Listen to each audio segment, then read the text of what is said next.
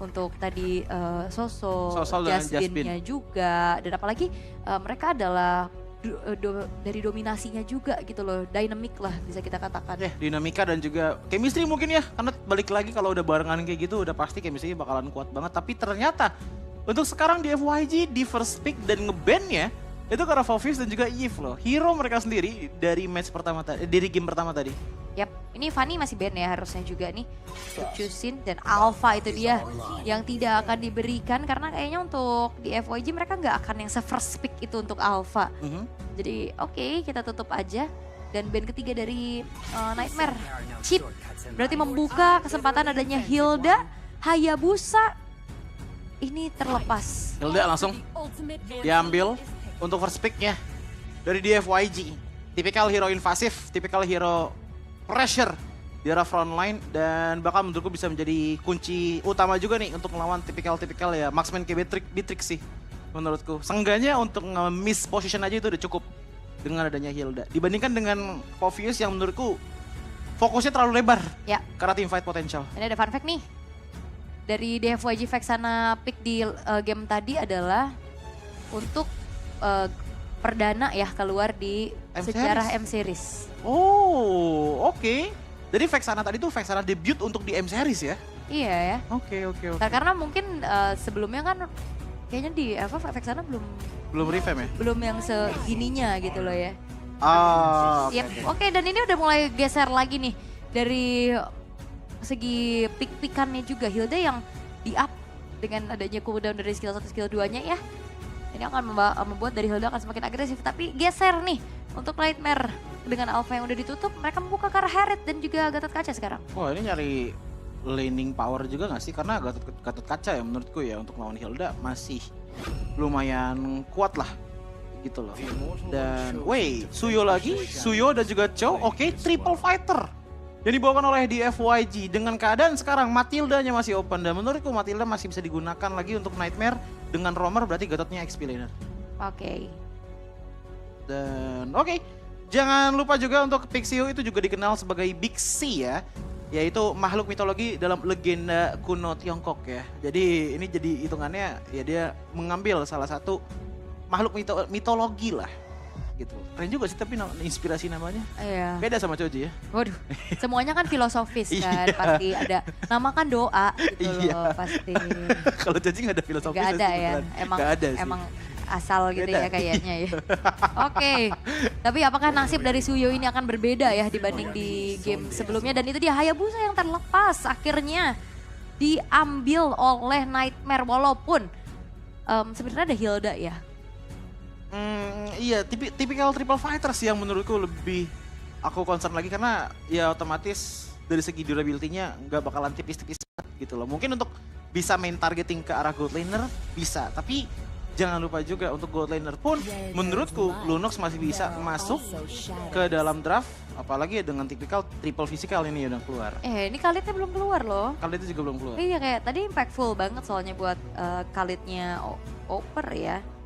2 kali tadi penggunaannya mungkin sekarang udah mulai geser lagi dari segi strats yang akan dibawa dengan Loi Ben sekarang masih ya mencoba untuk mempersempit ke arah hero-hero dari Yi1 dan band keempat yang akan dilakukan oleh di FYG mengincar ke arah mid lane-nya terlebih lagi kah, tapi tidak. Mereka mempercayai bahwa Gatot Kacanya di EXP sehingga Tigreal yang menjadi satu band yang dilakukan oleh di FYG. Even kalaupun emang Khalid ke di band ya, menurutku ini pre-set up team fight-nya bakal bagus banget sih dari tim Nightmare. Khalid plus Gatot Kaca itu udah kita sering lihat, bahkan pernah kejadian juga kalau nggak salah di RRQ ya, MPL ya, keluar tuh setup kayak gitu dan ya kebanyakan sih turtle udah susah dipegang ya kalau udah kayak gitu, apalagi dengan tipikal Chow dan juga Hilda yang menurutku ini target lock banget tipikalnya, bukan sisi yang besar gitu loh. Mungkin sisi besarnya bakalan datang dari mid lane-nya dan untuk pilihannya sekarang nggak terlalu banyak. Vexana masih ada, Aurora dan apa lagi? Faramis. Ya Faramis sih. Sebenarnya. Tapi aku ngerasa Faramis enak buat Nightmare justru. Dia bisa counter initiate, dia bisa backup juga dengan berarti mainnya nanti bareng sama Harithnya dan Faramisnya mereka bikin sendiri. Oke, itu dia ya. Jawabannya ya. Langsung dihilangin Faramisnya. Karena ya balik lagi emang tipikalnya untuk dari tim Nightmare juga bakalan main tim fight family nggak sih dari Harith, Gatot Kaca gitu loh. Even kalau sampai ada Khalid juga dan ya itu dia. Khalidnya di ban. Tidak akan dibiarkan lagi ya. Gak akan dikeluarin. Berarti mereka cukup apa ya, lebih ke main aman aja ya. Karena mereka masih menerka-nerka ternyata untuk Gatot Kaca kemana. Dan Angela yang diambil. Yang biasanya kita ngeliat powernya tuh Link Angela, Joy Angela.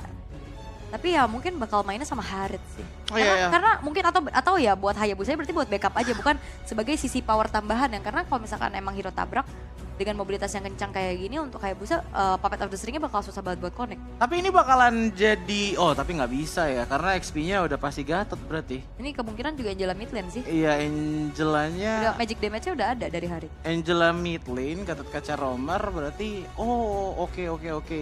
Berarti untuk aku entah kenapa ya ngeliat Angela walaupun gak ada Link tapi lawan ada tipikal kayak gini, Cici gak sih yang keluar nih? Cici buat tabrak belakangnya. Karena tipikal kan udah pada tebel-tebel semua kan dengan adanya Hilda dan juga Cho. Biar supaya Gatotnya biar aja ditaruh di roamnya. Iya. Gitu. Karena menurutku untuk kombonya sama Harith bisa, tapi pasti ada lagi nih yang lain nih yang bisa dikombo nih, gak cuma dari Harith itu dia.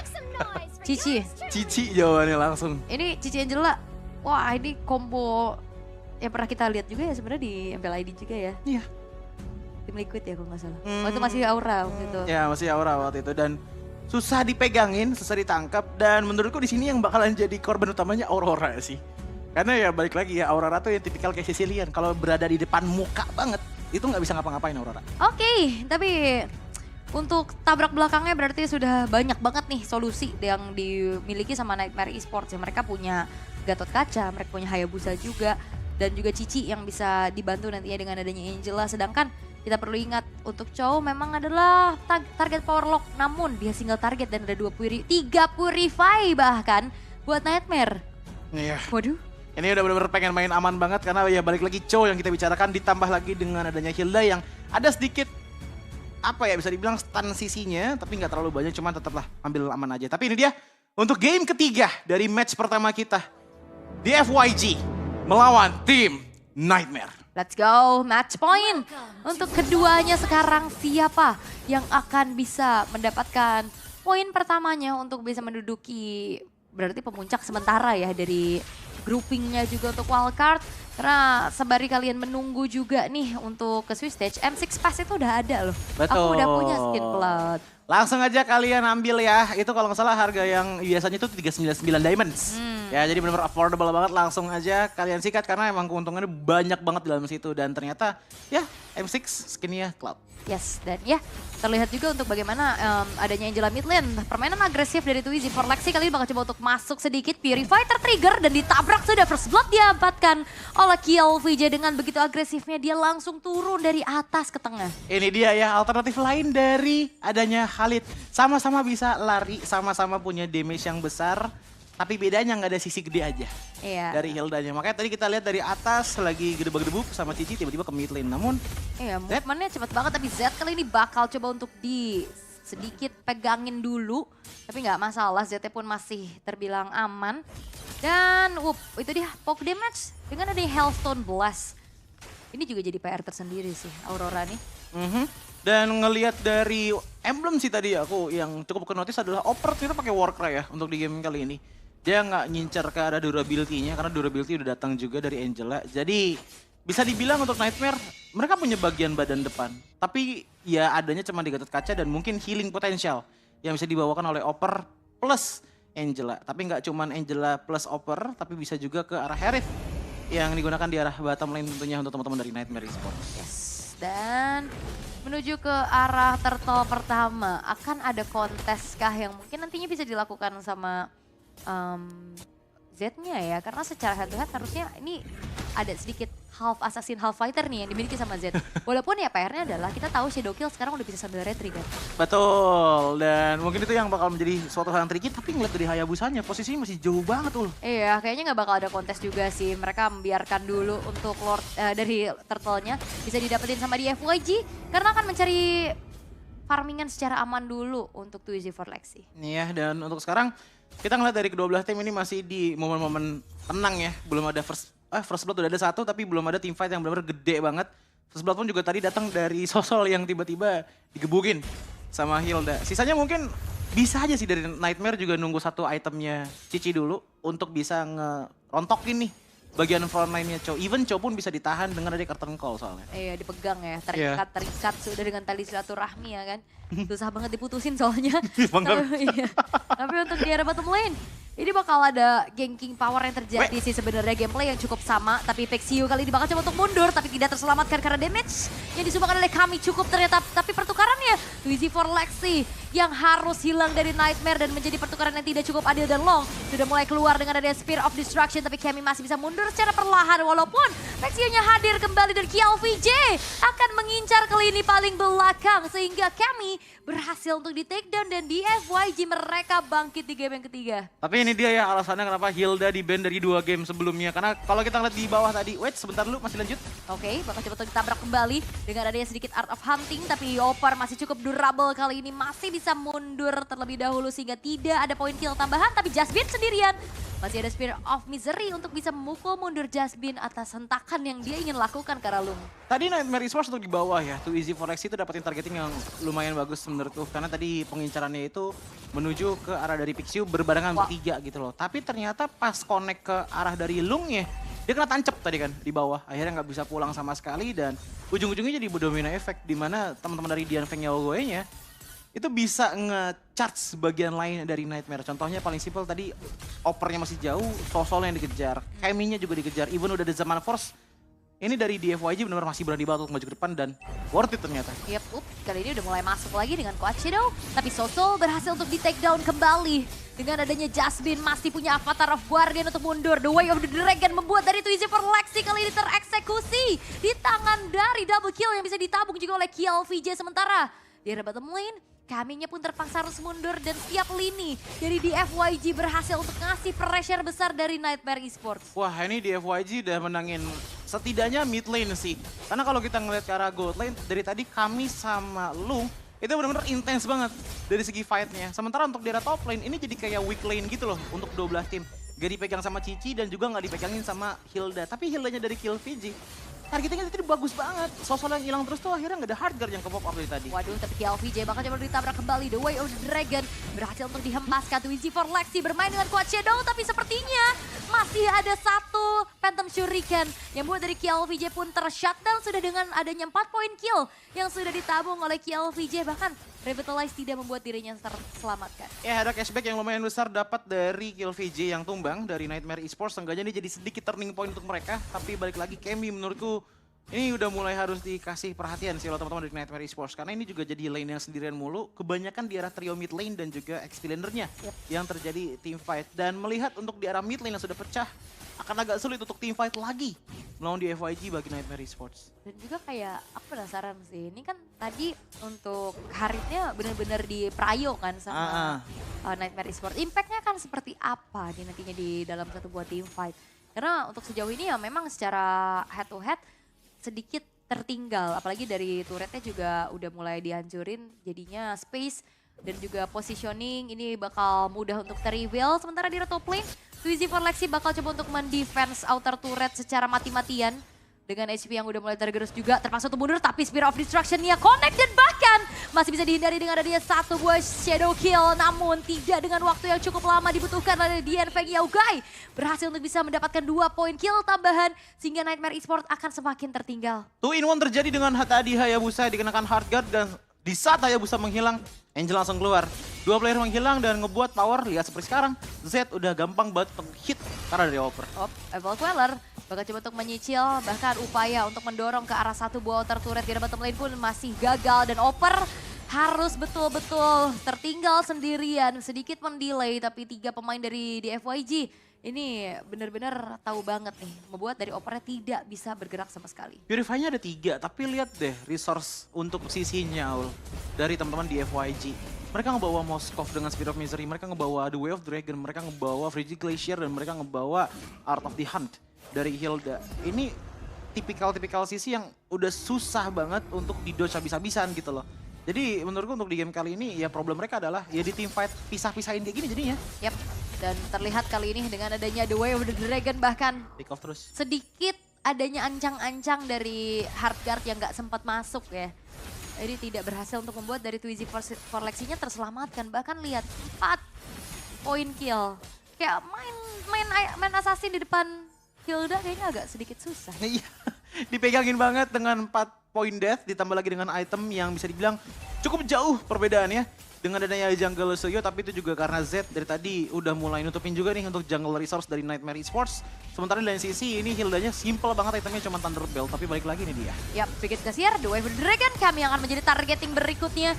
Sudah mulai terbagi dengan adanya Shadow Kill menjadi 4 orang sehingga tidak ada damage besar yang bisa disumbangkan oleh Twizy Forlexi walaupun dirinya pun masih bisa kabur. Tapi Oper di lini paling depan pun tidak bisa menahan apapun lagi sehingga 2 pemain yang hilang dari Nightmare Esports tidak bisa ditukar dengan apapun. Ini menit 9 ya, ingat passive turret sudah nggak ada. Sementara nanti untuk di Lord pertamanya itu akan hadir dalam 50 detik lagi. Pergerakan dari kedua belah tim sepertinya udah mulai terbaca bahwa di FYG ini bakal mendominasi makronya dulu dari semua inner turret. Mungkin kalau bisa dapetin passive turret juga karena untuk defense dengan Angela mid lane menurutku agak sulit juga nih. Dan wah, Max Payne Trinity-nya juga sudah jadi dari Long. Di bawah menit 9. Di bawah menit 9. 3 item udah jadi. Bayangkan, semengerikan apa dengan defense item yang belum mumpuni dari Nightmare Esports. Ini bakalan bener-bener ada tabrakan yang kenceng sih. Karena menurutku even kalau Jasmine pun maju ya, kalau dia nggak bisa dapetin tahunnya ke arah Lung, ini bakalan jadi sebuah bait justru untuk di FYG. Bener-bener ngeharas bagian front to back-nya dari Nightmare Esports. Yes, dan ini ngeri banget ya 3 base turret tersisa di menit Pasif 2 tadi kan udah hilang. Pasif 2 di tengah atas ya. Iya, tengah sama atas. Ya dan gak banyak yang bisa dilakukan sama Twizy Forlexi. Dia bukan cuma dari Hildanya, masalahnya dari Pixie-nya juga dari tadi ganggu dia terus-terusan juga kan. Iya. The Way of the Dragon, dan makanya aku ngeliat untuk kombinasi mungkin secara backup-an aja yang akhirnya dilakukan sama Angela menuju ke arah Twizy Forlexi. Dan akhirnya menjadi hal yang tricky karena dalam keadaan under, backup-an dari Angela itu bisa menjadi buy one get one nantinya. Betul, ditambah lagi dengan ya tadi yang seperti aku bilang ya, triple fighter nggak sih? Even kena ke arah dari Aurora pun ini masih ada Pride of Ice gitu loh, yang seenggaknya bisa di-trigger kemudian dengan flicker. Jadi agak susah untuk memaksimalkan power dari Hayabusa, kecuali mainnya landing jauh. Itu pun masih bisa kena hit sama Loom. Yap. Defensif seperti apa yang akan dilakukan oleh Nightmare Esports ya, karena Lord sudah muncul memang di area tengah, tapi ini masih Lord yang pertama.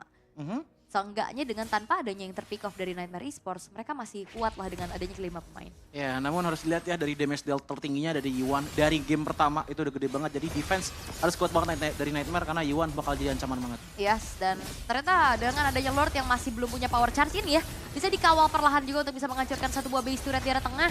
Bottom lane-nya dengan attack speed yang cukup tinggi, terlumat habis sudah. Ada flicker dua Dragon dan ternyata Twizy Forlexi yang berhasil untuk diinisiasikan. Avatar of Guardian mengincar ke lini paling belakang, tapi dengan ada Revitalize Tifa jangka panjang pun bisa dilakukan kembali oleh Dian Feng Yao Gai, dan bahkan kali ini terpaksa untuk mundur dan base-nya terbuka dengan cukup lebar, dan DFYG berhasil untuk bisa mendapatkan kemenangan di game yang ketiga. 2-1 skor hasil akhir dari match pertama. Namun bisa kita lihat bahwa DFYG dengan draft yang sangat matang dari game pertama hingga ke game ketiga yang ngebuat akhirnya mereka menang tentunya. Namun kita juga bisa melihat bahwa Nightmare Esports ternyata merasakan nightmare-nya untuk mereka sendiri. Melihat bagaimana kuatnya dari DFYG game pertama dan juga di game ketiga. Aku yakin ini bakal menjadi pelajaran yang cukup keras menampar teman-teman dari tim Nightmare Esports. Yes, wow. Dan ternyata game cepat terjadi. 10 menit. Dominasi yang dilakukan begitu mengerikan. Dan itu dia the power of aggressiveness dari Chow dan juga Hilda. Assassin itu bakal kalang kabut semuanya. Walaupun memang secara gak langsung Hildanya yang ngeganggu.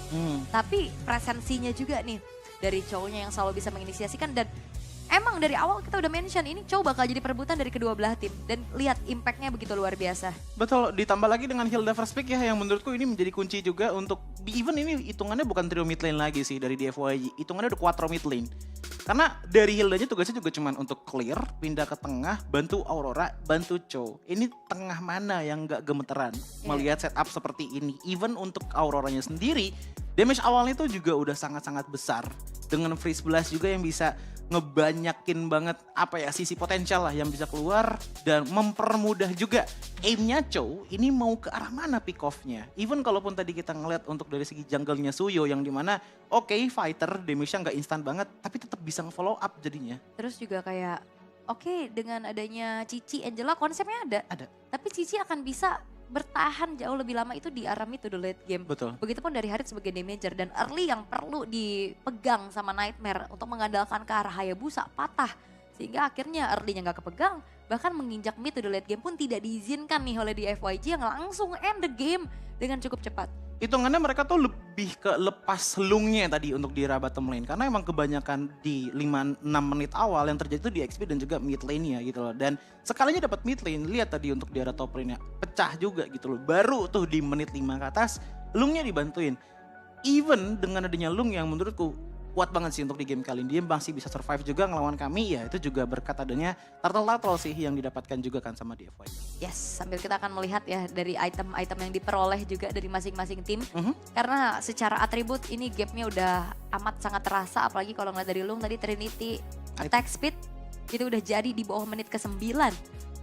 Dan kita masih belum lihat item-item apa lagi yang sudah terselesaikan gitu loh untuk Suyonya. Karena sebagai main damager ya, karena auroranya lebih ke utility aja. Betul, dan aura utility yang dimaksud di sini adalah glowing one, tapi ternyata ditambah dengan ada divine glyph dan juga unggul-unggul pede. Iya, blood wings ya, langsung udah pede aja ya 16/3, angka yang jauh menurutku. Even untuk mid lane lawan pun ini baru ada power dari Flash of the Oasis. Jadi nggak terlalu banyak banget damage-nya untuk daerah mid lane, ya ditambah lagi dengan high ground yang nggak terlalu banyak ngebuat defense-nya lumayan agak susah. Even kalau kita ngeliat dari Cici pun di sini ya lumayan lama ya untuk clear minionnya ya, Ul. Iya. Ngebuat akhirnya ya kalah susah jalan untuk manage lane dengan baik gitu loh. Ya, dan sampai akhirnya jadi kalah rotasi kan sama KLVJ yang jauh lebih aktif juga, dia clear cepat, dia bisa langsung move juga. Sementara ya kalau ngeliat dari mid lane-nya kan lebih ke utility kan dengan Angela, dengan Fleeting Time, Flash of the Oasis. Jadi benar-benar untuk secara damage diandalkan ke arah Harith dan juga untuk Hayabusanya. Sementara Hayabusa dalam keadaan under, Blade of Despair yang dipilih ini terlambat banget pastinya untuk gimana caranya dia bisa manfaatin agresivitas di early game-nya. Iya, karena konsepnya sih lebih ke Gatot Kacanya loncat, dari situ udah mulai ada yang masuk dari damager ya antara Cici ataupun Harith. Nah, finishernya adalah Hayabusa. Problemnya adalah di saat Hayabusa shadow kill dari awal, tipikal 3 fighter nempel ini yang ngebuat akhirnya damage-nya tuh nggak bisa ngebuat damage yang tinggi banget untuk seenggaknya dapetin 1 pick off deh gitu loh. Ya otomatis dari segi goalnya nggak terlalu bisa cukup cepat lah untuk ditambah gitu loh. Dibandingkan dengan adanya Suyo dari Z yang 5 kill, 0 less, 9 assist. Semua itu juga menurutku udah disuapin habis-habisan tuh dengan adanya Pixiu yang ngebawa Cho untuk di game kali ini.